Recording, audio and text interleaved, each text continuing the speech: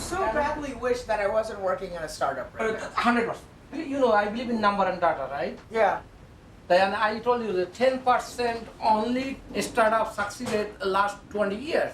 Since pre-K, whatever the money I have, I am investing you. And I want to see my son has some position, that study job, then I don't need to worry about like he doesn't have a money in the next week. Okay. Your parents doesn't have a house, and your parents doesn't have any study job or any money in the bank. So I know that I am on my so own. that this is the reason. I am very, just worry, okay? I'm Nothing very else. intimately aware of this fact. When you're gonna go in that company, then everybody will think you're a loser. Do you think that people should do what makes them happy? No.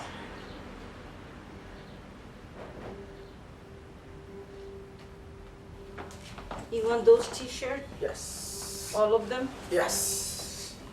My dad's argument is that startups are something that people of wealth and privilege get to do, because if they're unemployed, there's a safety net that can catch them.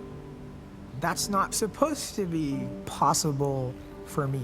I am not from a background that gets to do these things. They are pretty adamant on me joining some sort of biotech pharmaceutical corporation because I have a biomedical engineering degree from Johns Hopkins. And so I need to be that much more successful in order for this risk to pay off. غير المغضوب عليهم ولا الضالين.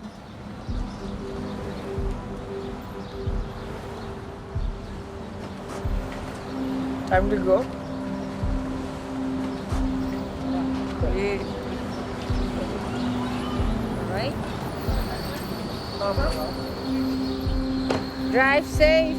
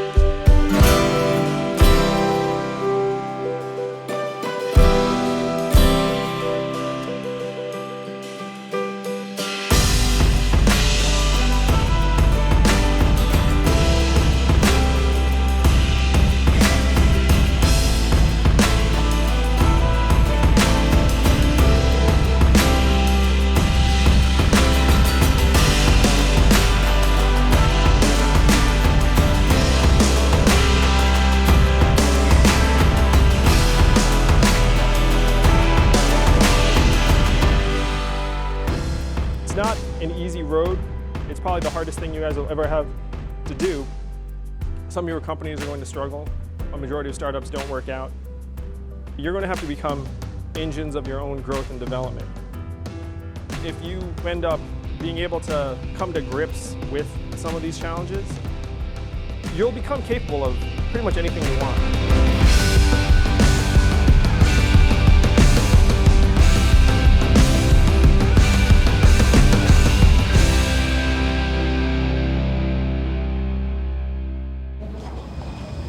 Detroit, let's go! I am going to Detroit to work for Bonza, a chickpea pasta company.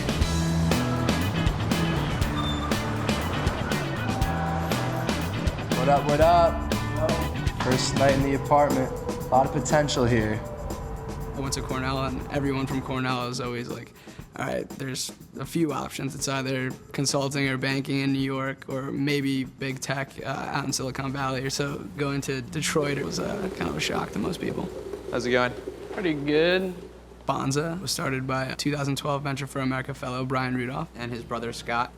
I've never built a company before. I'm 24 years old, and there are a lot of things that are new to me. So certainly often feel like I'm in over my head. I think I'm getting better at it. But it's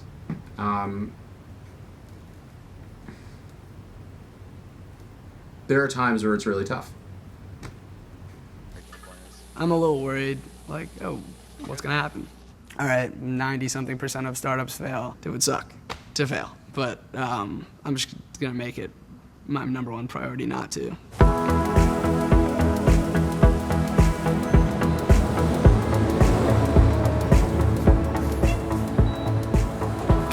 My current title at Detroit Labs is Junior Developer. Detroit Labs is still like a startup. They taught me how to code. There are not enough coders here in Detroit, and they're very dedicated to training people. There's this thing that happens when you learn to code. When you first start out, it seems really easy. This isn't that hard, you know, you've got it under control, and this is so fun. And then you start to realize it's also the entire architecture of code, how your app interacts with the internet, and how your app interacts with surveys and app ratings and sharing on Facebook. Coding is really hard. And for someone who's used to being, you know, good at school and life, maybe not life, but at least school, to be so bad at something, it's been hard and sometimes really demotivating to be the worst one on the team.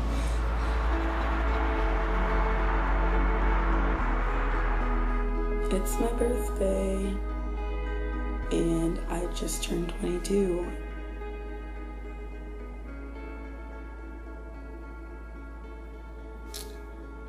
What a strange milestone.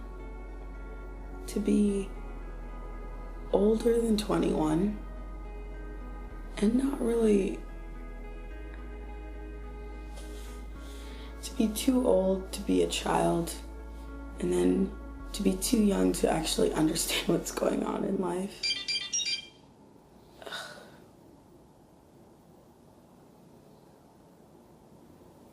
Am I taking a birthday shot? Are you, what? I'm too old for that now. Now I'm a grown-up. I take shots of espresso. I don't know what I'm doing with my life, and it makes me extremely nervous. It's so uncomfortable.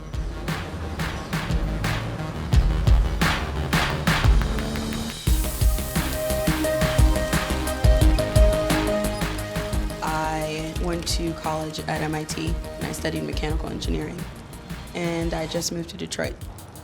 As of right now, I am pretty stressed about being in a new place, being far from my family and all my best friends, and just being in a completely new environment.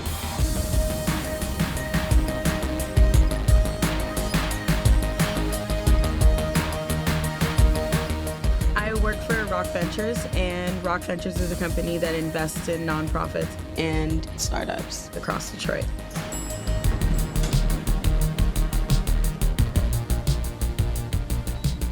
A lot of the projects that I work on are confidential, and so I can't really talk about what they are, not even to my friends, which is so hard. But what I do is I look at investments and make sure that they are still supporting Detroit's entrepreneurial ecosystem. Hey, how you doing? Pretty good. I'm really trying to prove myself because I'm so new and I don't want to drop the ball. In school, there are metrics, and you know, there's an equation and you solve for X, and that's what you do, but now there's no more of that. You kind of just figure it out, whatever that means. So I'm still trying to figure out, like, if I'm ever gonna hit my stride and feel like I'm fully competent at what I'm doing. Yeah. The nature of what we do is extremely project-based. Right. So you'll hit your stride in a certain project, and then a project ends, and you're like, crap, I'm on to the next project, and now I feel again like I don't know what I'm doing. But it's part of the cool pieces about being here, to know that you play a piece in the ecosystem. I'm excited to see the direct impact from like what happens here and is on your plate, and then what you see out in the city. Just doing things that will really like sway, you know, how the city's gonna look in a couple years. Startups are the catalyst for the redevelopment of the city. If they can continue to create jobs and create other opportunities, then it'll be really amazing for the city. Detroit was the Silicon Valley of its era. It was the hub of American innovation and industry. It's known as the Paris of the Midwest, in part because of the architecture, which you can still see around. It's obviously hit tough times over the last number of decades. People regard Detroit as America's past, but it actually represents America's future. Because if you look at the forces that have hit Detroit over the last several decades, many of them apply to cities and communities around the country. I think Detroit is about grit and resiliency. You know, everyone did not pack up and leave. I mean, I grew up here. There are a lot of people that stayed that really don't get talked about much.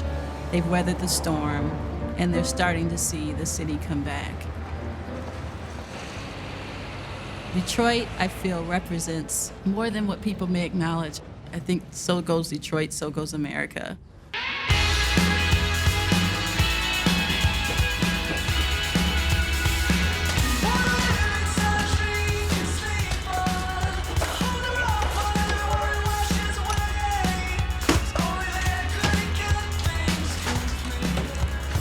Living in Detroit, housing and buildings and real estate are everywhere and they're on everyone's mind. There's so much blight, so many abandoned buildings.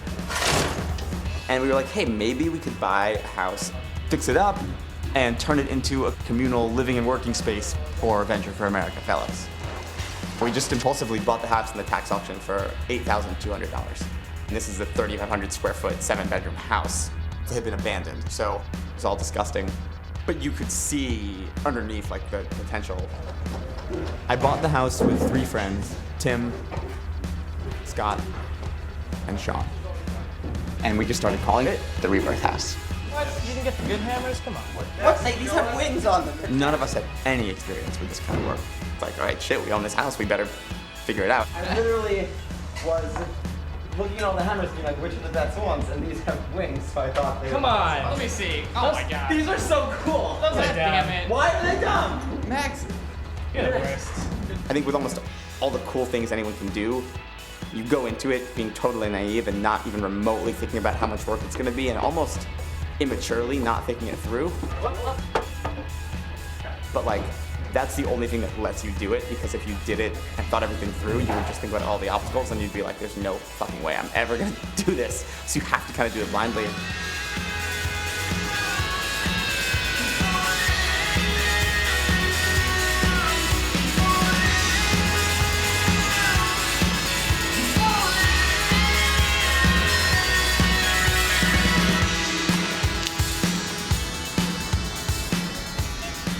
So I work for a company called Mason.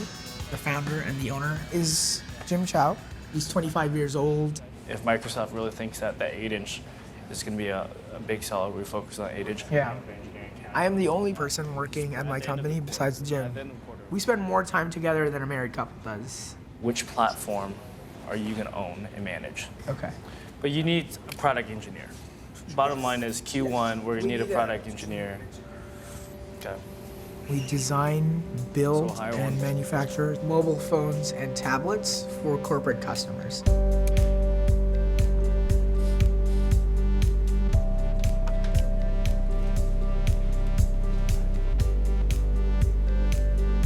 Everything that Mason sells is made in China. Our engineering team that builds the phones is there.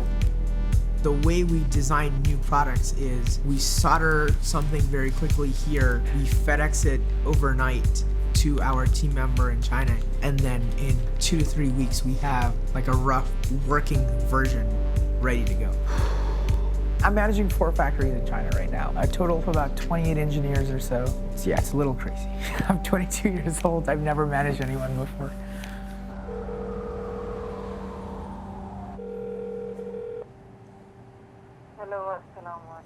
Wa alaikum assalam. How are you?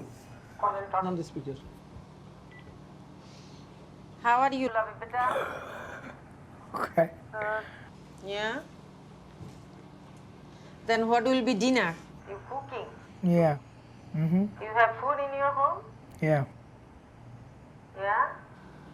Are you happy with your job? Am I happy with my job? Yeah. Yeah, I feel good about it. When he's meeting His mentors and his advisors at night to discuss the company, like he's letting me sit in and talk to them as well. So. Well, unless you come up with something constructive, result, then I will not believe anything until you know me what I want to mean. I trust him. I trust him to take the company in the right direction. Is that a better way to put it? All right, then what's new? Wait, I wanted to ask you a Question: How is the Lyft, Uber, both? How's that going? I'm okay. I'm not okay. I'm okay. You know, work is very hard. Yeah. Since I started working in the Uber, now this is the hardest Time I am having. It's very hard to now make a living. Wow. Did you pray, beta? Yes, I prayed. When?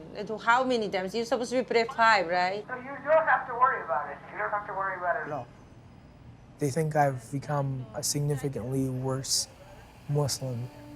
In fact, I haven't yet felt compelled to go to the mosque. I haven't felt compelled to pray. And I don't know, and I plan on telling them. Okay, bye.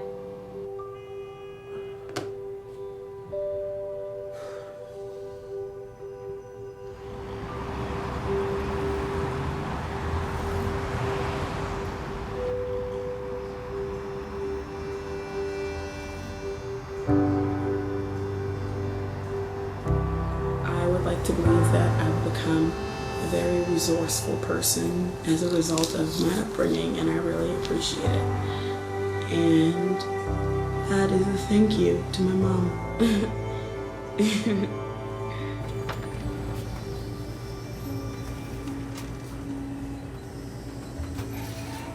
My mom came to America from Guyana when she was 14. She had 2 children by the age of 19. We went to public school and, she worked multiple jobs for us and always made sure that we were fed and we had shelter and we were clothed. And she did her very best with the cards that she was dealt. And it's made me who I am. Anything else for you? No, thank you. My mom, my sister, and my stepdad are in Guyana. I want to depend on them and I want to call them, but I feel like if I do, I have nothing, no.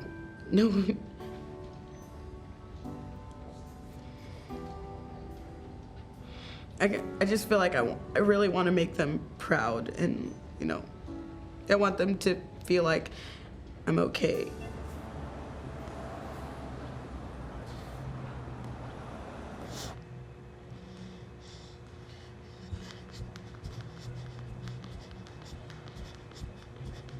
The teachers and the mentors that I've had have pushed me and encouraged me in so many ways and really helped me get to and through MIT.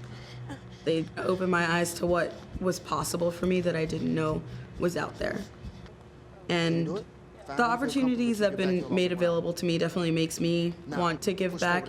I want to reach out to more people and not add to the noise that's out there. Step back, step over, keep your heel off the ground, step over. That's the basics of boxing. That's the footwork.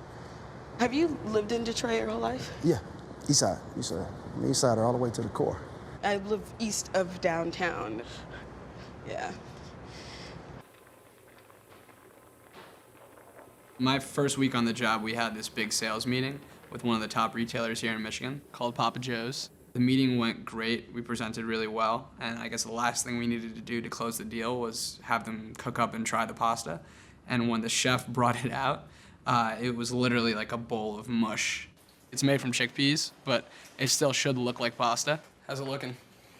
Not so good. Yeah? Like, what are we talking I'll show you here? in a second. Hold on. Yeah. Oh. Yeah, it's pretty bad. I mean, we obviously lost the deal at that moment. Brian and I looked at each other like, oh my God, because it wasn't just this one bowl. It could have been thousands and thousands of boxes that we had already shipped out. Have you tried it? I have not. Do you want to give it a shot? No, not really, but there was definitely concern about whether or not we had a product. And if we didn't have a product, we didn't really have a company. It's like oatmeal and hummus, combined. I started making bonza in my kitchen by hand. I'm gluten-free and care a lot about nutrition. Eventually became obsessed with just chickpea flour. In small batches, it was working, but then My brother Scott and I did a reality TV show. It went really well. and we tried to scale up really quickly. Unfortunately, just about everything you can imagine went wrong. We made 18,000 pounds of bad product. And when I realized that, I had one of those moments where the room kind of turned sideways. Do we know that we're going to have a consistent product that we can put on the shelves of Sprouts? That would be something that we're always proud of and not nervous that they're going to have an experience like we had. It's a visual thing as well. So. Food is definitely a visual thing.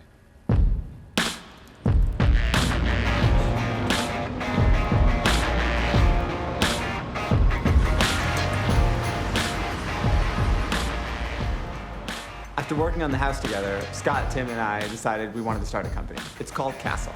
We knew there was something in this sort of landlording real estate area that we'd been exposed to through the house. Like, we're building a technology company that does property management. Don't describe us as a property management company. We will be building an app where property owners can add information. They can see in their dashboard what's up with their property. So tenants can link their bank account, take a picture of something that's broken, but that's pretty far down the road for now. Immediate priorities right now are doing property management. So we can then say, okay, how do we build the tech that automates a lot of this? Let's roll. All right, well, let's do this.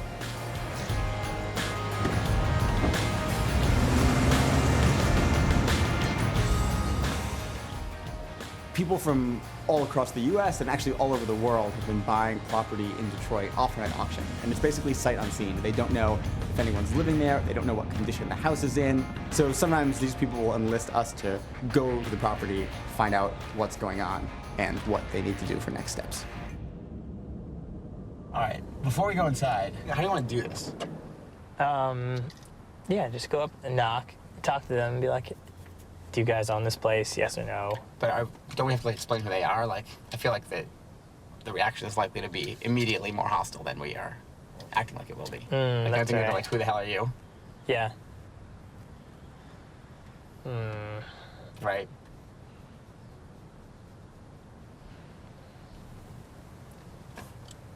I'm just thinking about like, how do we just like be very clearly like friendly and like not like a threat. All right, are you taking the lead on this? Yeah, I can. All right.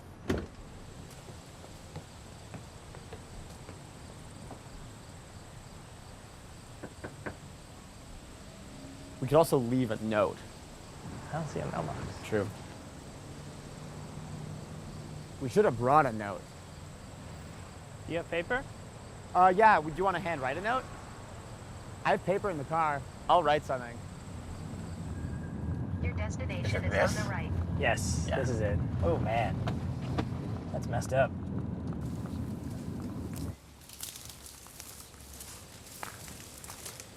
Ooh. Yeah, a lot of glass.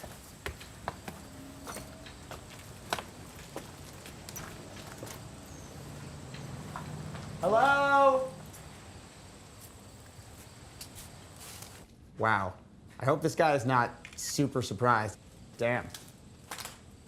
Holy crap, this is worse than our house. Oh yeah, for sure. Way worse. This is way worse. Wow. Hey, Forrest, it's Tim from Castle. We're so young and so inexperienced, there's worry stuff's gonna happen that we totally unanticipated. A lot of people don't succeed, especially not on their first try. If we can't even go 6 months, like, that will be fucking embarrassing.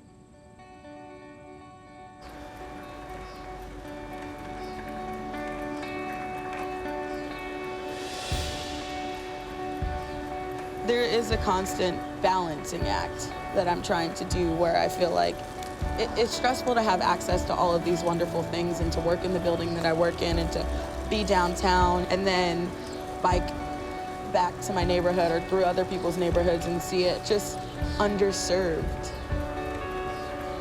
Like, my neighborhood is not a bunch of people from out of town. They're natives, you know, they've been here forever and they know what it was like at the worst. And they see that Detroit is growing, but I don't think it's benefiting them.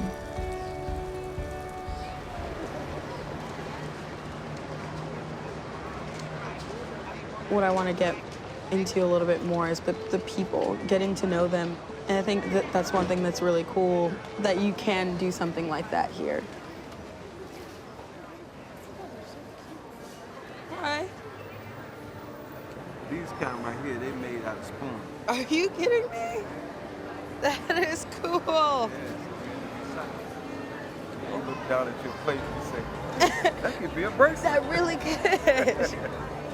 It's really hard not to get swept up in the whole idea of these large, sexy, scalable businesses, but there's something comforting about small businesses. The person who gets up every day and opens their shop and sells their thrifted clothes or sells their handcrafted items, and they're really adding to the economy, and they're also creating jobs, and maybe not at the same scale, but they're doing their part. Thank you. Nice meeting you. Thank you, you too.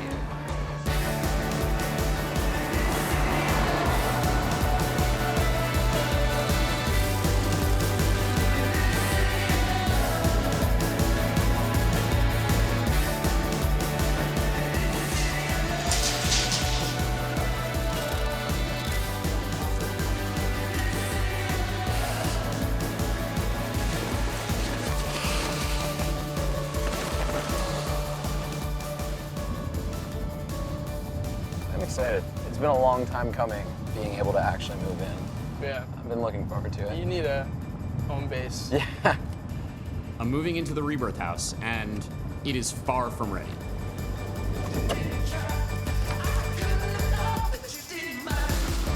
Do you want me to get stuff? If you could just run down and get everything else, that would be great. Yeah. Thanks, Max. You guys are the worst. I really like the creative look. The splattered paint, I think, really accentuates what I'm going for.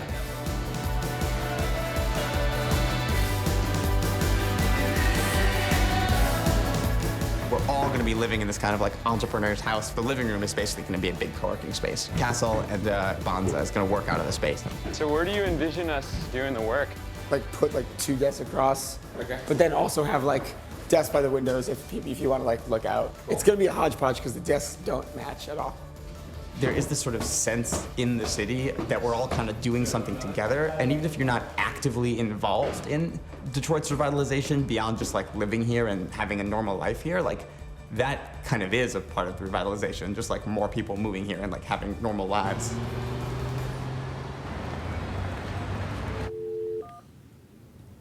When I joined Mason, it was just Jim, and it was no one else. There was a sense of having an equal amount of responsibility in the company.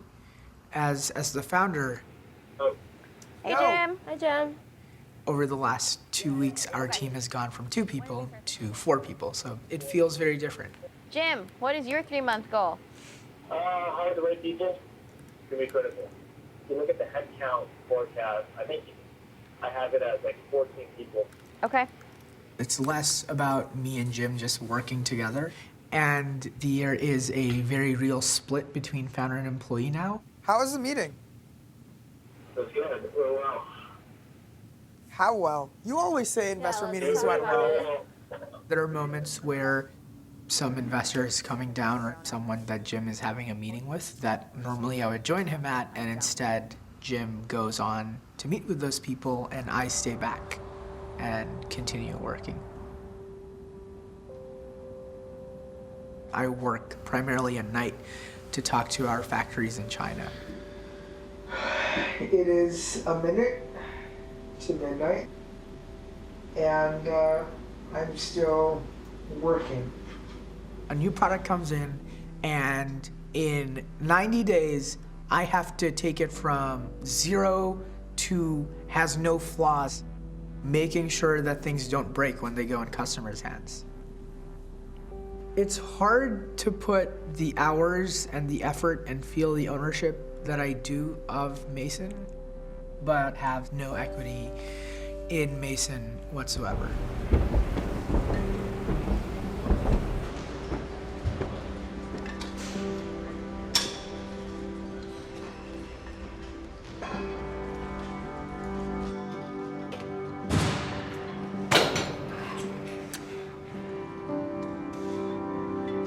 There are lots of environments where I should feel at home. I should feel at home when I'm with my parents in New York. I should feel at home when I am on campus with my fellow grads at Johns Hopkins. I should feel at home when I am spending time with the Venture for America fellow class, and yet I don't.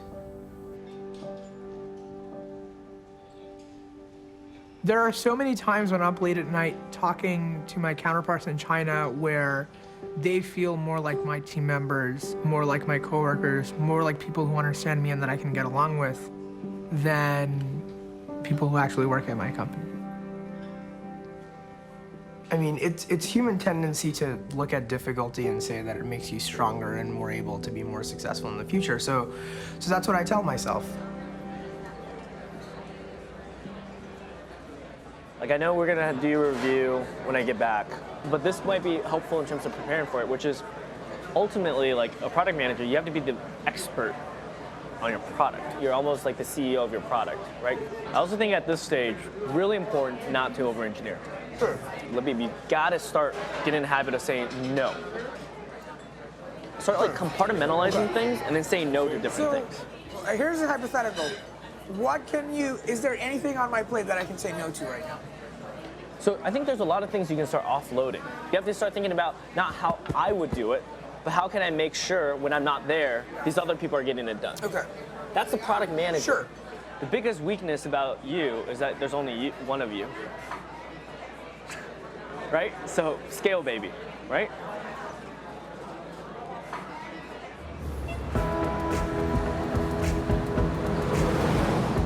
In progress, Kate. Yeah, so we've got the bars coming up for the graph right now, but we don't have the labels above them yet of how much each dollar is worth. And so I think I'm going to pull Dan in to pair with me on that today because Stuart's out. Very good. So have you worked much with graph stuff before? Not at all. Oh, good, me neither. As a female in the tech world, I've had an interesting experience, even at a place like Detroit Labs where everyone is so supportive, and experiencing being outnumbered by men.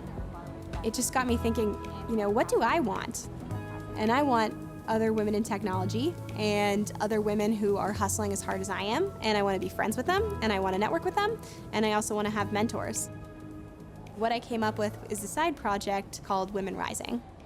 I know what I want, but I don't know what other women in technology want, and I don't want to start building a project without figuring that out. So I put together this survey.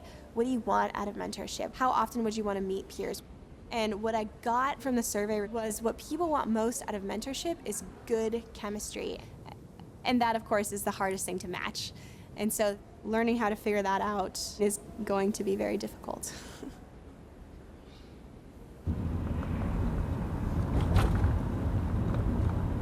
All right, how about this? Because we don't know the exact number of units, I think. Yeah.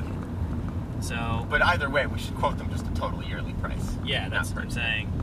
We will quote them yearly price and then just pick like a round number that's kind of near there. Yeah. So, and then that'll probably be good for them. Yeah. So, if it's like 14, I would say maybe like 10. All right, let's start with 11. All right, so we can borrow now. Yeah. When we started, it wasn't clear who was going to be CEO, and no one wanted it. No one leapt to do it. Ultimately, I did volunteer. So Tim is research operations, and Scott's gonna be our chief nerd, building the app. Let's just general overview of where we're at with fundraising. We're basically raising money on a team and an idea. And that's always the worst situation to be in because it's the highest risk for an investor. And as CEO, fundraising is my job. I'm the only one dealing with it. I'm the only one thinking about it all the time. And I feel super responsible to everyone else. And I only get more stressed because I hate picking up the phone and calling someone. Oh, God, I hate it. Yes. I don't even like ordering a pizza. All right, let's just do this. Ready? Yep.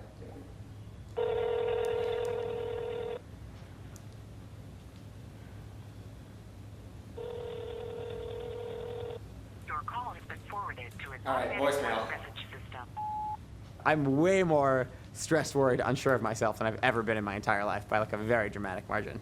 What keeps me up the most at night is like, am I cut out for this? Like, am I really, as a person, capable of building this company? Like, are we doing the right thing? We're making progress, but we haven't figured it out yet. You know, if you compare it to like Banza, like Brian is making chickpea pasta, and they're either going to succeed doing that or they're going to fail. But Banza's not going to be something else in 6 months. All this stuff is running through my head, like, and I'm feeling like less enthusiastic. It could entirely be because I haven't like had really anything with a girl in like 3 weeks, which is like a long time for me these days, and I just like miss it, and that's putting me in like a slightly bad mood. And if I just went out and like made out with someone, I would feel better about the business the next day. Like, totally possible too. I got a great big woman and a little bitty bottle of wine. I got a great big woman and a little bitty bottle of wine. You can have my woman, drink my wine. Pretty much everyone in Detroit has some sort of entrepreneurial idea that they want to launch, but everyone has this thing that they're hustling for. Detroit hustles harder. It's this whole brand and like this whole culture of always moving forward, and you can see that in the history and the resilience and the fact that they're still standing here, and everybody is really moving and shaking. And I think that's one really cool thing about the city, is that everybody's hustling.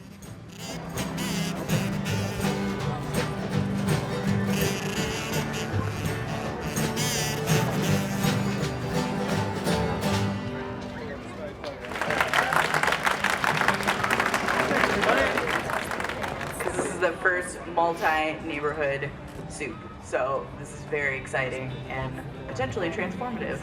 So we're really happy that you guys can be here tonight. Soup is an event where you pay $5 at the door and you listen to a few pitches for their nonprofit or idea or program. And at the end of it, you get to vote and one of them wins. I'm representing Motor City Grounds Crew. We intend to build a life-size chess set in Core City. My project is the Detroit Animal Rescue Project. We call ourselves a branch. We're asking for funds today to help create our home base, to give the kids a place to come and learn how to work on their bikes so that they have this sense of being able to do things for themselves.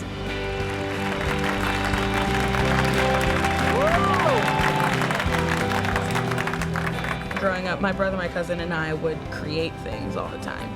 And it was my first taste of engineering. It was building and creating. Ashley, right? Yes. Ashley, Hi. I'm Dextina. Nice to meet you. So that's why I was so drawn to Wrench, because kids can come figure out how to fix their own bikes. There's really no return on that, besides happy children. I mean, there could be a little girl who is really good at fixing bikes, and she becomes the next mechanical engineer. And I don't know, somebody did that for me. So really cool that someone's doing that for other people.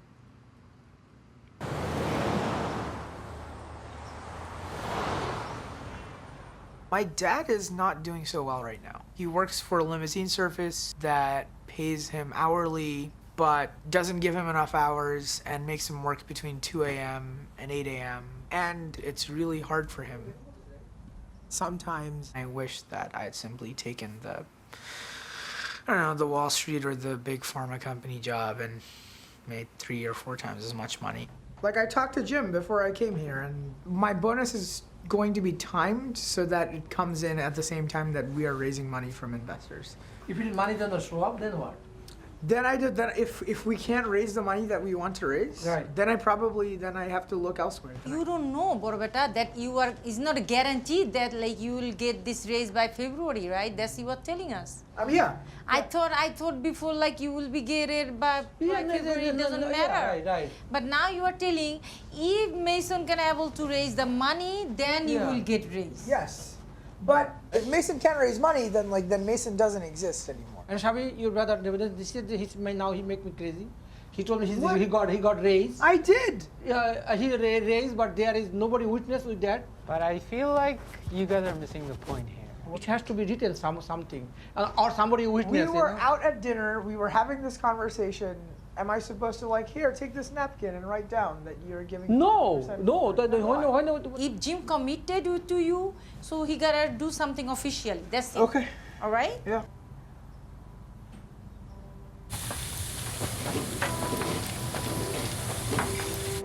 When we tell them that we're no longer choosing to go down the road that they're telling us to religiously, they're going to excommunicate us because they have no other option.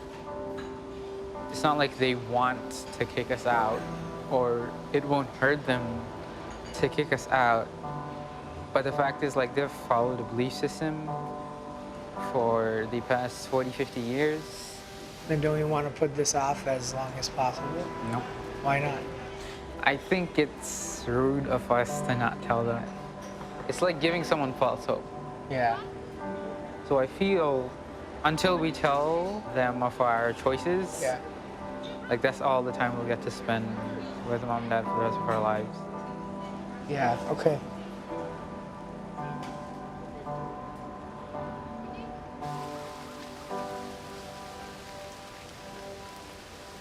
Okay. I want to make sure that I'm 100% confident before I give you an answer on that. Actually, don't do any business with them. The thing that keeps me up at night is the product. That is everything when it comes to this company. This is an incredibly hard product to make. It's shocking how hard this has been. It tastes good even though it falls apart, but we want to make it look exactly like regular pasta. Currently, when we get an order, and if we're gonna have to fulfill it with our current product, I get a little bit like, I cringe a little. Yeah. We're taking the lean startup approach where you get the product and you ship it out as fast as possible, sometimes before it's ready. It's extremely stressful, but that's what we need to do in order to keep building on our momentum.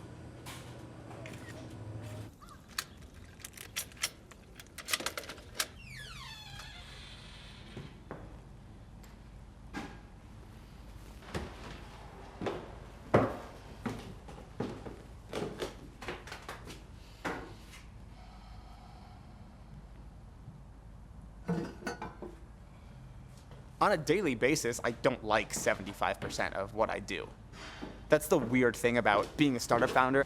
When you're doing those things because you're in charge and you know or you can guess that they're the right things to be doing, then big picture, I like that. It's about building something and getting somewhere, right?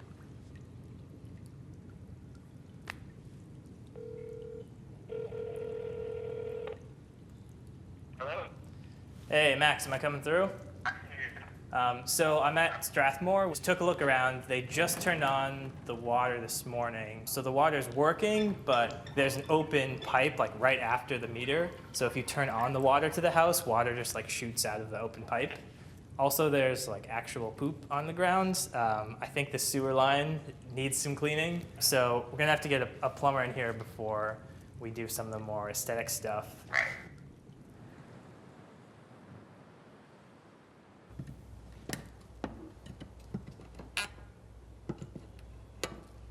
Put your hand in front and feel the cold air rushing in. Yep. So. It really is cold. Yeah, I know.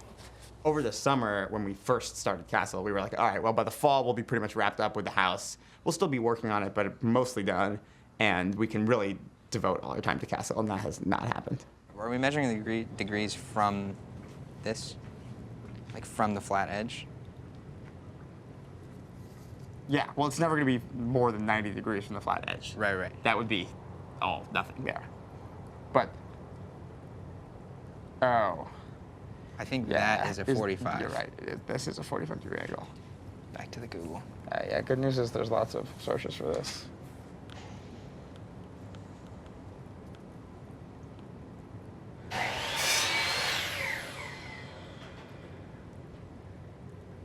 All right, this is the part where I'm confused. So it said do 23 degrees, and then put the board you're cutting on that wedge. So this is the wedge. Saying we do that? About this angle. What is this angle? I'm just gonna want to go see what this is like in the actual corner. I think this might just be too narrow. After we get this chunk in place, I'm gonna wrap up because I'm dying. I feel like during the day, I have to make so many decisions about work that are like very stressful that my personal decision making has become way worse. It's just like there are only so many things you can worry about at once. I very much feel like I'm putting all my energy into these things and there's like nothing left like internally.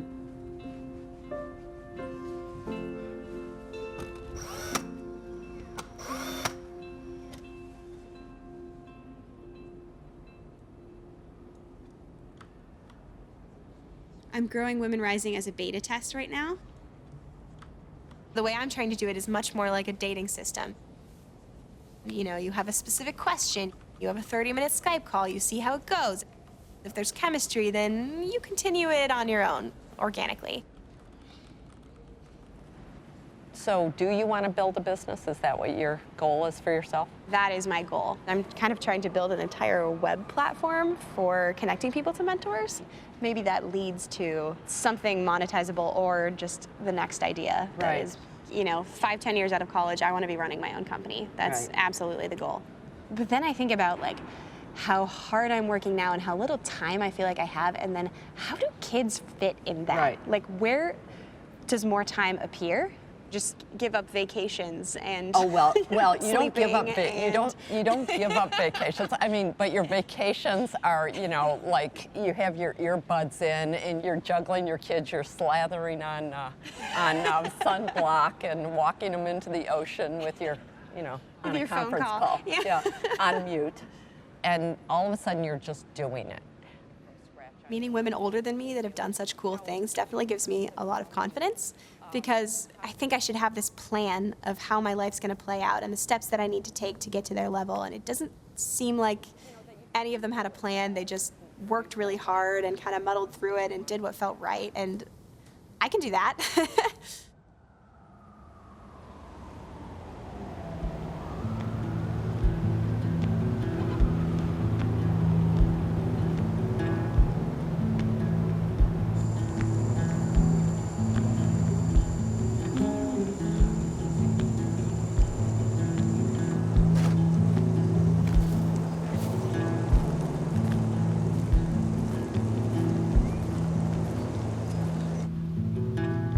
Wet rain, waiting under a cloud is full of rain.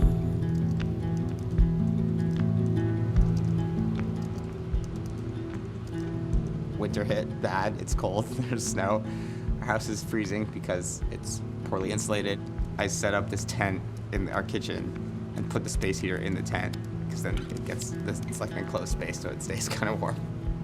Scott is actually here in bed upstairs working in his room. He can like code in bed all day. I can't really focus in bed. If I'm like taking a phone meeting and I'm like in bed in my pajamas, like, I just can't get in like meeting mode if I'm doing that.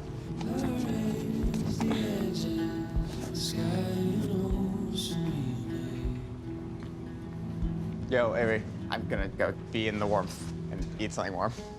All right, see ya.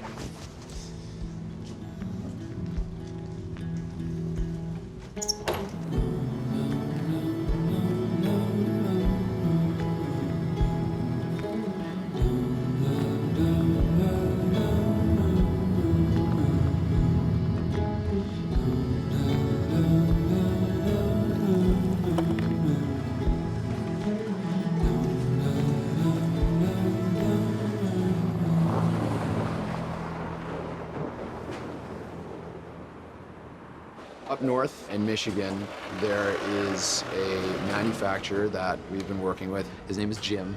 I mean, he's the only one in the country that we've been able to find that can actually make this product. You want to leave it in there still? There's one stack in there. You want to leave it? Until I get the moisture finished, yeah. Okay. Everything else, so it's fine. Okay. Right now, if you boil the water and then drop bonza in, you'll end up with a dish that's a little bit mushy and kind of looks more like hummus than pasta. And so we've been working on prototyping a new version. The goal is really to find any sort of irregularity. But if there's something that stands out as being different, then it's worth testing. In theory, when you think about making pasta, it's kind of like you just take a bunch of dough and you throw it through a little cutter and then it's out. But there's like 50 variables that we are constantly controlling for. If one of those 50 variables ends up misaligned, the whole thing breaks down. I mean, that almost actually looks like an inherent crack. What do you think? Yeah. What about this one? Yeah. I think like any good entrepreneur, any successful entrepreneur has got to be a little crazy. He lives it and breathes it, and to the outside perspective, it might seem like he's obsessive. But like, look at that, actually. Kind of interesting, right? Don't normally see it going that way. But I think one thing I've learned just from like basically living with Brian is that you have to be kind of manic about it, like, or else you're gonna fail. There's like one crack in that right there. That was it, and that might have been because I... But that's like not even, Yeah. because that's not so substantial. Mm-mm. That's good. We cook different samples for up to 10 minutes, but we'll take out samples at 4, 6, 8, and 10 and see, you know, how the pasta is holding up. I'm glad that it's complicated at the end of the day because that means that it's harder for someone else to make the same product as us, but it also is a complete and total pain in the ass.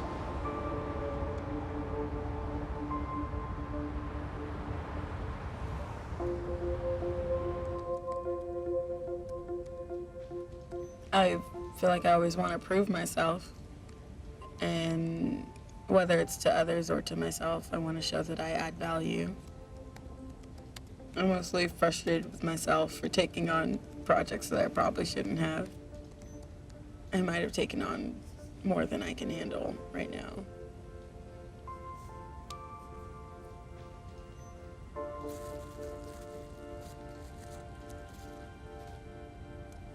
If there's one type of person that is in any industry, that's what the culture is going to reflect. And so, for me, it always comes back to you have to play the game to change it. And as soon as I get to a place where I can bring other people that are different or have different opinions or different experiences, then I'm gonna do that so that we can have a more authentic and representative culture. Before I can do that, I have to pull myself up. I don't just have clout. You earn that if you're coming from a place of just being different. You have to work at it.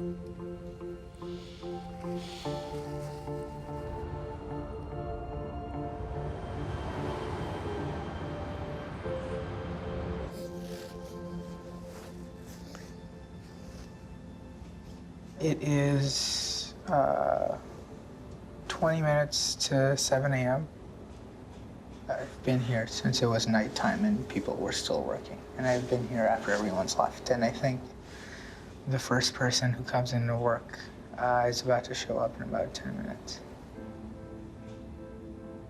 Jim was worried that our devices were already in the US and they weren't ready to go out. And there were crazy emails coming in from everywhere. I didn't stop on weekends. I did this on Friday night, and I did this on Saturday night, and I did this on Sunday night.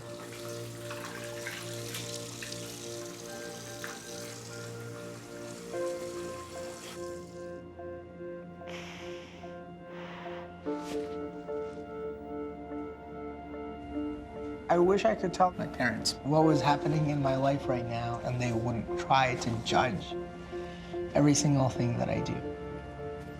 But like, if I really, really thought I could be okay with a quote-unquote normal life, I could settle down. But I can't just do that.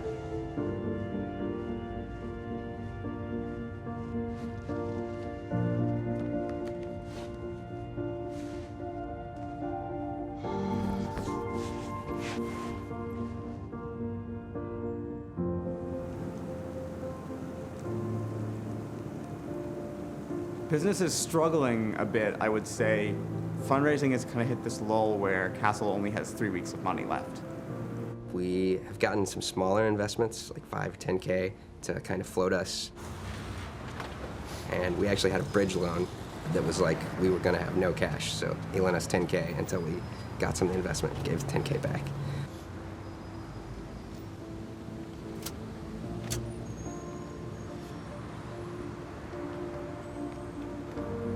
As of now, either Castle goes well and we make more money, or Castle will fail and we'll fold the company. The risk of failure is so high that there's a good chance that I'm investing years of my life in things that will ultimately fail. And so that scares me. I do worry, like, am I not obsessed enough to do this? We're not obsessed with property management the way Brian is obsessed with pasta. Even if there was no business potential for Bonzo. Like Brian would just make chickpea pasta in his room, sit on the street and hand it out. And I think that if Castle fails, the post-mortem will probably be that we just weren't obsessed with it enough. What happens between 22 and 27 is crucial. The question is, what are you going to become? What are your values going to be? How do you build character? There's always a measure of risk, sacrifice, working for something bigger than yourself. It's going to be about figuring out what makes them tick, what they care about, and whether in the dead of winter in Detroit, you're doing the right things. And how do you know? They're going to start developing their own internal voice and judgment and conviction. And if that happens, then they'll end up becoming better, stronger human beings.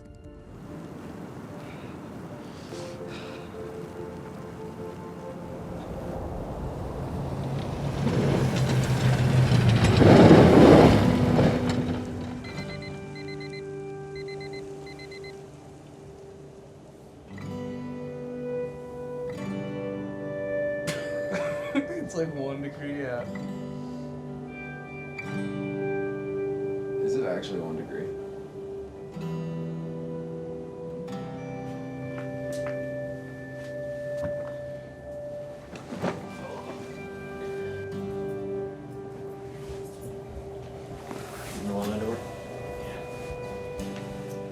Can I get 2 bacon, egg, and cheeses? We'll be over in like 10 minutes.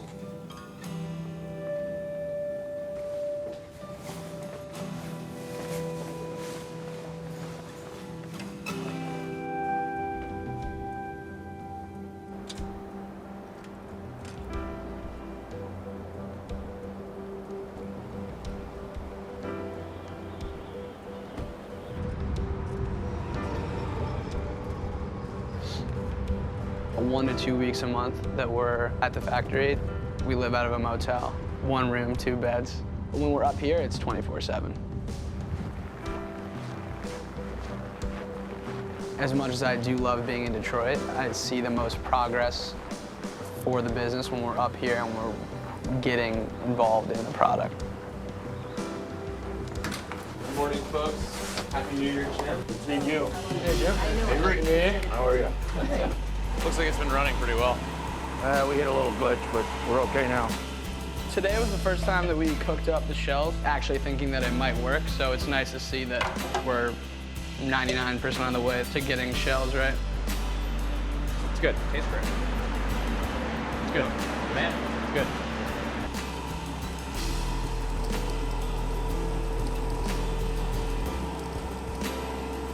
We're now in Sprouts on the West Coast. We're in ShopRite in the Northeast. Those make up around 500 stores combined. When we first started, there were 3 employees, and now we're actually at 11, which is pretty unbelievable. As we continue to scale up, we're going to need to be manufacturing 24 hours a day. Ideally, we could be tripling the amount of people who are working here.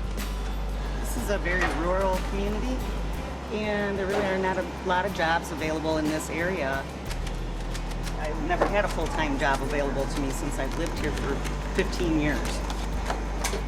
I love it. I really do. This is probably the best job I've ever had in my life.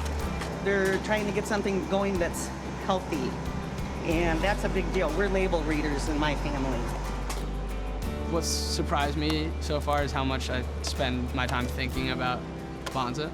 If you told like 8th grade me or 4th grade me or something that I'd be up in Michigan cooking pasta out of chickpeas, I'd probably think you're crazy.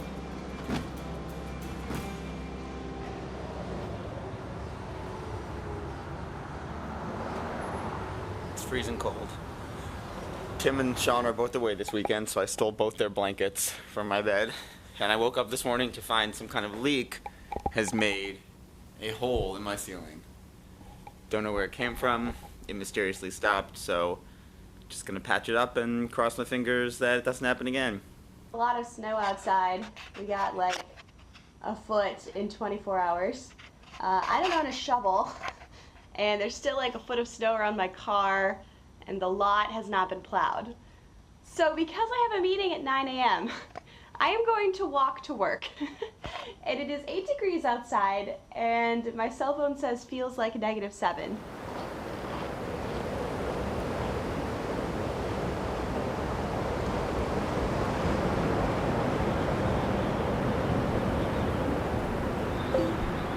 Hey.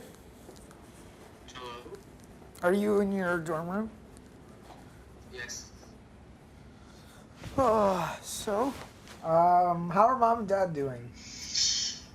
I don't know, mom is really on edge about Dad's new job?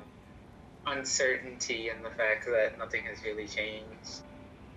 Like, mom and dad, like, weigh on my mind more heavily now than they used to because I don't think things have ever been as bad for them as they are now. Right? Does that make sense? It's like it's never been this iffy and touch and go for them money-wise. Yeah. So the fact that I'm not religious anymore and that I will tell them sometime soon and that they will stop talking to me means that there's an effective window of time.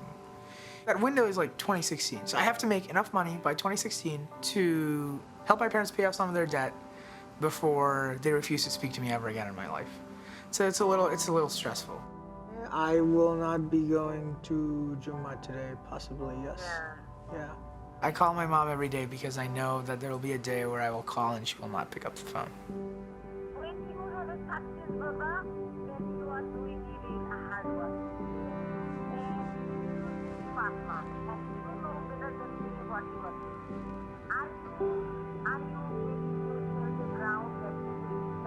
When I called her before and she would want to have aimless conversations, I'd get a little mad and be like, this is wasting my time. But now I call her and it's like, there'll be a day where I won't be able to have this aimless conversation with my mother anymore, so I call her every day.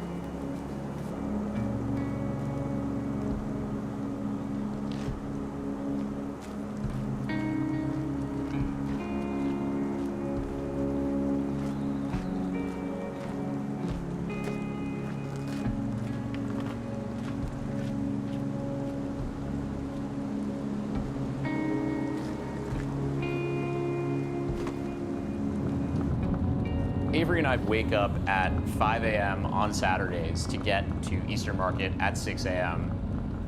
We do it because it's an incredible opportunity for our brand. From an outside perspective, it's easy to think about entrepreneurship in this like incredibly romanticized view. And I was guilty of it too. Like that's why I wanted to start a company. But in reality, I think it's not fun, you know? I haven't seen my friends in a long time. I don't go out on Friday nights. I'm too tired to go out on Saturday nights.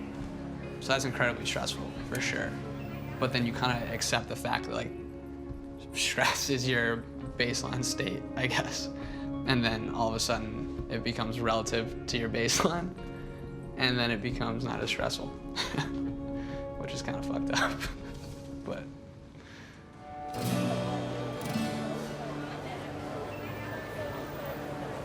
Good. Have you heard of Bonza? You use chickpeas? Yeah, chickpeas. So wheat? Yeah, exactly. So gluten-free? Gluten-free, yeah. Really good. Thank you. When you buy 3, you get hugs. So you both get hugs. Oh, thank you so much. Thank you so much for the support. Thank you so much. It's great to connect and see that they're enjoying the product, and like every time you do that, you're kind of reminded of why you're doing what you're doing. The city is so downtrodden right now. You're wondering how much of a difference you're actually making, but at the same time, like, you are one small business in a very small community of small businesses, and you have to tell yourself this is like the early stage renaissance of a city that's kind of just starting to come back up. Entrepreneurship is the quickest way to job creation. It's the same thing that made it important to have entrepreneurs here 100 years ago. The person that's coming to work and earn that good wage at the high-tech job needs somewhere to get their hair cut. They need somewhere to buy a cup of coffee. They need somewhere to get a sandwich during lunch. And so it creates this reinforcing loop. There's this perception that now is the golden age of entrepreneurship, and that's really not borne out by the facts. Right now, we don't have enough people engaging in invention, creativity, risk-taking. And so what's at stake is, what is our economy going to look like? Where are the jobs going to come from? If we can get more of our young people in position to become builders, then that has profound effects on the future.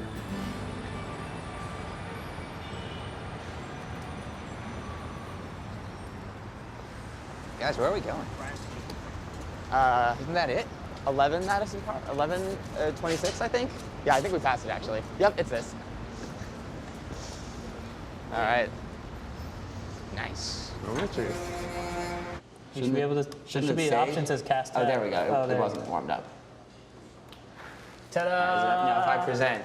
Oh yeah, software updates up top. Hey, where do you want to stand while he's doing his spiel?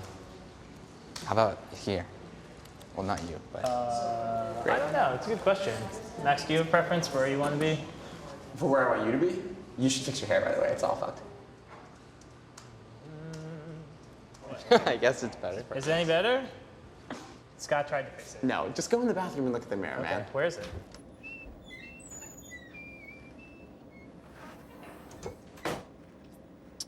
Man, miss my mohawk. Good morning, everyone. My name is Max Nussenbaum, and I'm here to tell you about Castle. Real estate is a great investment, but it's a lousy job. Very boring work. The solution? Automate landlording through software and on-demand labor. Basically, a smarter, tech-enabled property management company. For jobs like customer onboarding, tenant applications, and collecting rent, we'll use software. For jobs like showings and performing maintenance, we'll use on-demand labor. Here's what we need from you to make this happen. To subscribe to the automation you can provide and to get the access and reporting in real time and financials and is a no-brainer. I think a lot of us are interested, but your point is they're raising enough money. Yeah, I think it's the right time to take a really sloppy market and start to bring some structure to it. I think you have the right approach, and I think you need more money. Let's talk about both. What's your sense of? Hello! I am super excited. I just launched the landing page for what is currently called Women Rising. It's midnight. That's okay. And I just sent it out to like 12 people, and now I'm in that awkward moment where you just sent out a thing that you really care about and love to a bunch of people and asked for their opinion, and you told them that it was okay if they sent back opinions that were harsh, but secretly you just want all of them to love it. Yeah, so we'll just see where feedback goes from here, and then I'm actually going to start promoting as though it's a real thing, which is really exciting and terrifying. Things have been really good. I mean, since things started to go really well with fundraising, we kind of have, I don't know, leveled up, I guess I would say. Like, maybe it's all in my mind, but I think for the first time, I'm really starting to feel like, yeah, we're like a real startup and not just like 3 kids sticking around. But then there's this feeling that like, all right, fuck, like now we have to actually go do all the things I just convinced people to give us hundreds of thousands of dollars to do.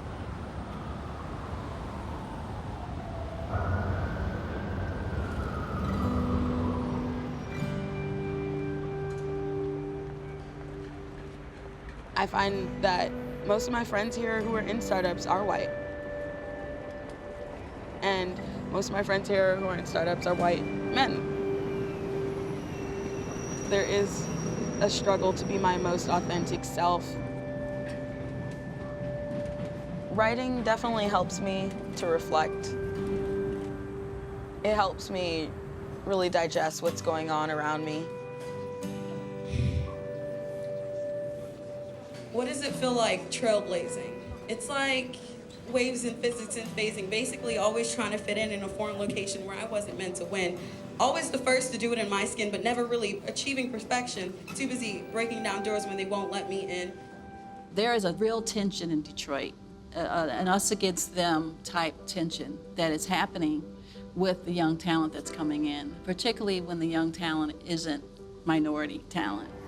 It goes back to that reinforcing loop. Detroit can be greater if it finds a way to break down the barriers and the walls that tend to happen. It is very important that more women, more minorities are in leadership. Not only who has the opportunity to have an opportunity, but who has the opportunity to offer an opportunity. That hope that you feel that's almost gone is still there somewhere. Wanting to know that something else is happening out there, something bigger than yourself. Half-ass will no longer cut it because half-ass failure always causes a what if, like, what if I were whiter? They're calling me a rebel when I'm just a fighter who refuses to settle for my pockets to be lighter.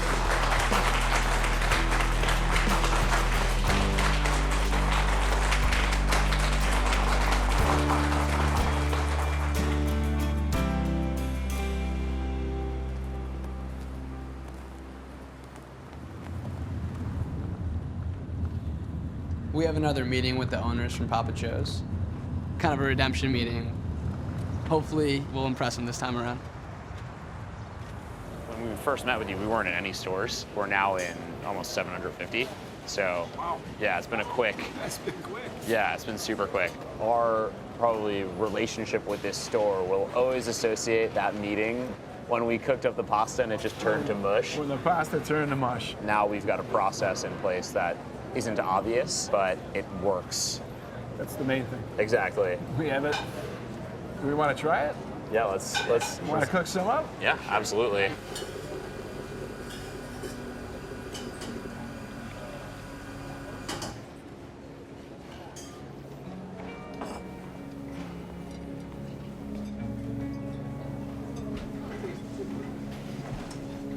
You know what? This is 100% improvement. Okay, I'll take it. 100%. You know what? I'll tell you what. We have a deal. We have a deal. We're going to put it in the store. Good man. Trust me, I had some doubts. You had some doubts going into this I had some again. doubts going into this again. Yeah. I'm going to call my brother up and tell him, it went how well. great it was. Redemption is sweet.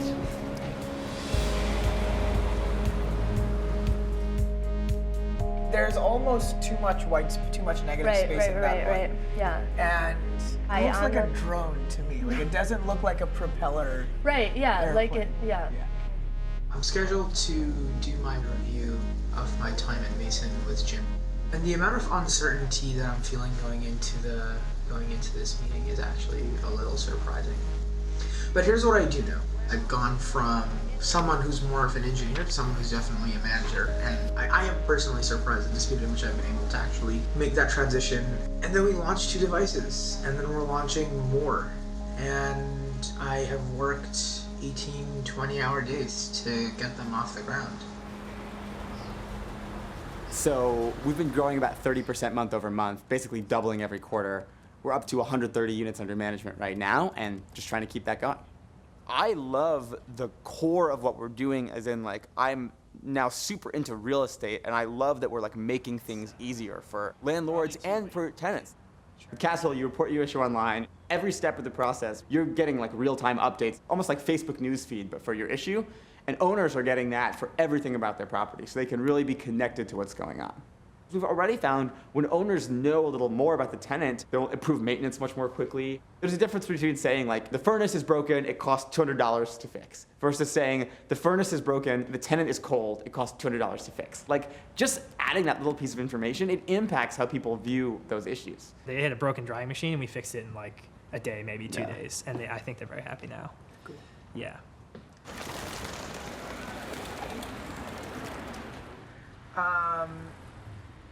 Jim is planning on bringing on a senior product person on board, and not someone that's going to work in parallel to me, but someone that's going to be my boss. And we're 4 people large. We're 4 people. We might be 6 or 7. How it makes sense for us to have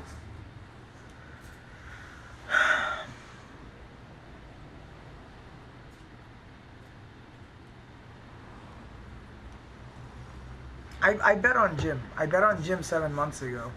I bet on this opportunity. I bet on him when it wasn't clear this is going to be successful.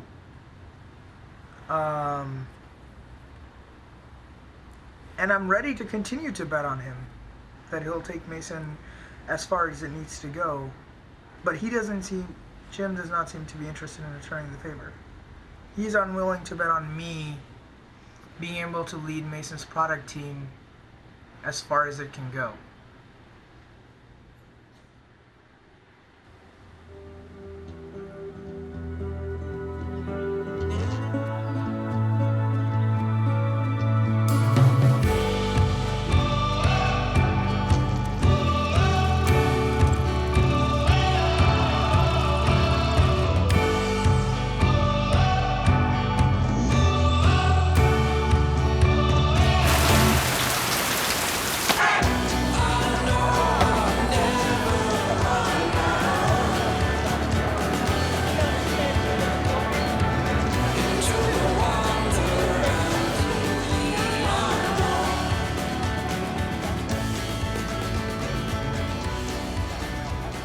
First few weeks of May, you see a shift in the energy in Detroit.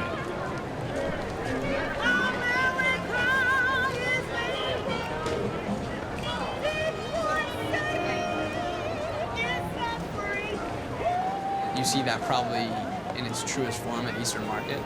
People are out and about early in the morning shopping for fresh groceries, fruits, and vegetables. And to be a part of that kind of yearly reawakening is something special. What's up, man? How are you?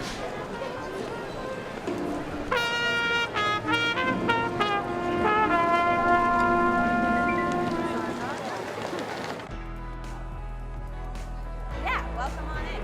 Awesome. Wine and snacks right there on the table, and your mission of the night is to introduce yourself to 3 people you've never met before. Right? So, and now you have an excuse. I launched Women Rising to the public. We had a really big launch party. Tons of people came. We sold out of tickets, which was amazing. Thank you so much for coming.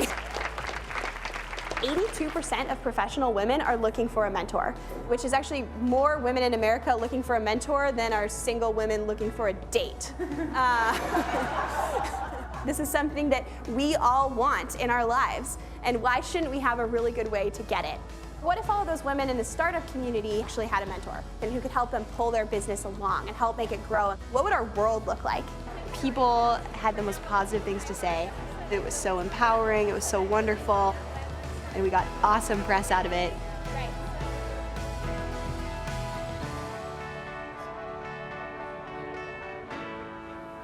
We got an interview with Y Combinator, which is this super prestigious and just like amazing startup accelerator that's like the dream. You know, less than 5% of the people even get interviews who apply, and it was just the most validating thing in the world. But now that we got the interview, I'm letting myself, I'm trying not to, but I'm letting myself feel how badly I want it, you know? And so it's like, oh, now we might not get in, and like that's gonna really hurt, you know? So I've decided to leave Mason. I am doing this because of the way my relationship with Jim evolved, but I'm also doing this because I'm starting a company with my brother. When I moved to Detroit, I was trying to run away from my past. I was trying to find a new version of myself that was completely separated from my time in Bangladesh, from my parents, from my background. And I find myself trying to remain true to the idea of starting companies, but doing that in the context of where I'm from. My brother and I are building a software platform to directly connect Western apparel brands with factories in Bangladesh to make things more efficient, less corrupt, and hopefully in the long run, create better working conditions and higher wages for factory workers in Bangladesh.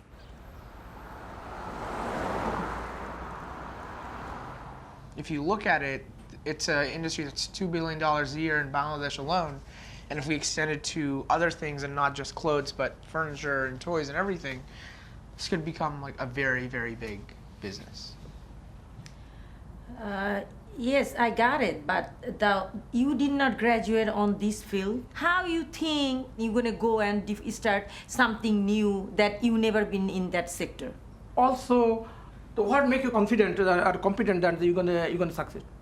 I really think we can be successful because if you look at the general trajectory of the world, you have more efficient technology-focused companies disrupting and replacing older established companies that do things inefficiently. And that's exactly what we're hoping to do with this company. So you use software to do right now what happens in a series of phone calls between a buyer from Abercrombie in America and then a number of jumps until it gets to Bangladesh. Did you ask us 2 years? I did. Then the next May will be completed 2 years, right? Yeah. Did you accomplish anything? Did I accomplish anything? Yeah. I accomplished many things. No. Explain us. What do you accomplish? I knew nothing about how the world works when it comes to a business setting. I didn't know how people sell things. I didn't know how people buy things. I didn't know how management works. You had many criticisms of the startup world, but the fundamental idea that more efficient technology companies replace and do a better job than existing companies, that I still completely believe in, and I believe in more than I ever have before. You know, I really want you to succeed. I really want to see you are in big figure. Who doesn't want it? So I feel that way. If you really want to do, it doesn't matter we have money or you have to support yourself. Even though if you want, I know you can do it. This is the first time I've heard you supporting the idea of doing this.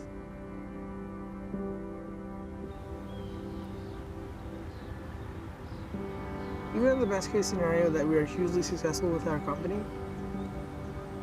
we're gonna lose mom and dad forever. That's why I feel that, I am on borrowed time. I think you've made your peace with that. I don't think I've made mine yet.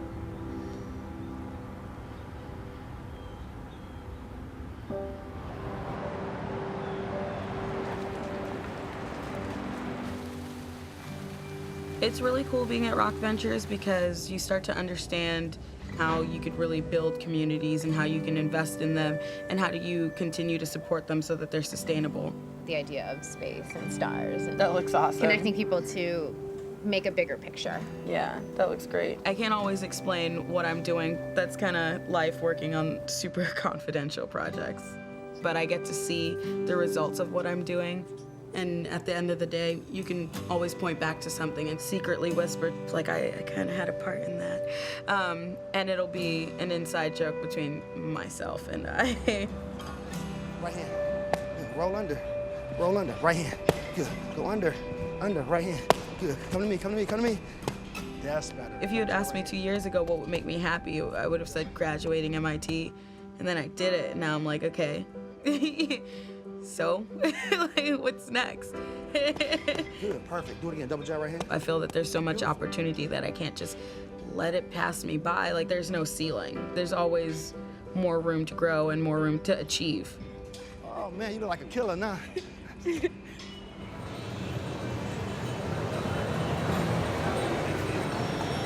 I am writing a report right now. I'm going to get dinner with old high school buddy of mine. This is Top Guy.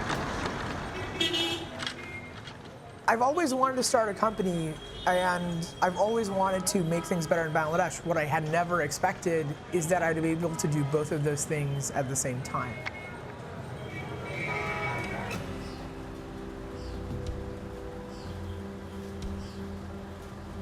This is the dream. Like, There are 9 people who work out of the house. When you walk in on any given day, there's people working everywhere. Bonds is cooking in the kitchen, we're on the computer, someone's taking a phone call. In the summer, someone's sitting outside, like people are coming in and out. It's just like this bustling center of activity. And it just feels really good. What? Did I say that? We just added 2 new members to our team, Catherine and Lauren, and they rock. We were looking for more Averys, basically. We tried to clone him, and we ended up with Catherine and Lauren. I don't know how it happened. They're not going to take that as a compliment.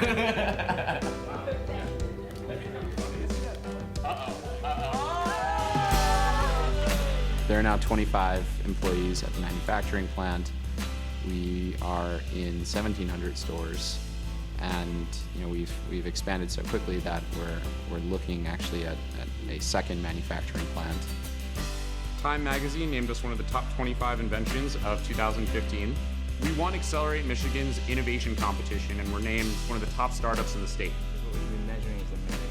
Right now we have 183 units under management and growing really fast every month. We're getting more scalable every day, and we're prepping for our launch in the DC metro area. We've made 3 new hires. Had a really good couple weeks in San Francisco, New York, Boston, taking meetings for our $1 million seed round. Things look really promising. We're about to get an offer from a firm in Boston, which is super great. It's happened faster than I thought. Well, we fucking did it. We got into Y Combinator, which it's just so surreal. You know, like we didn't do this for the external recognition, but YC is like the biggest stamp of external approval a startup can get. There were 6,000 companies that applied to be in this batch, and about 89 got in, so like crazy low acceptance. But you know, I know that if we become hugely successful and we have hundreds of employees and we have this amazing office and running this network, like, I'm always gonna really, really miss when it was just a few of us in this like crazy old house in Detroit, you know? Starting a company has forced me to grow up a little bit faster, knowing that there's a lot of responsibility on my shoulders, not just for myself now, but for all the people that are joining the team. I am glad that I put myself in a position where I had so much room to grow. I don't know who I would be if I hadn't been here, and I don't think I would like her as much as the girl that I am now. It's surprised me what being passionate about something can change a gear within myself or anybody else, really. At the end of my life, I really hope that I can look back and think that I've done something that mattered and that impacted people. Like, I never thought I would become the person that thinks about positive impact on the world, but now I find myself optimizing more for what am I going to be happy about having done 20 years from now. I don't know, it's kind of like a Wizard of Oz situation where like we were a real startup the whole time, you know, we just didn't know.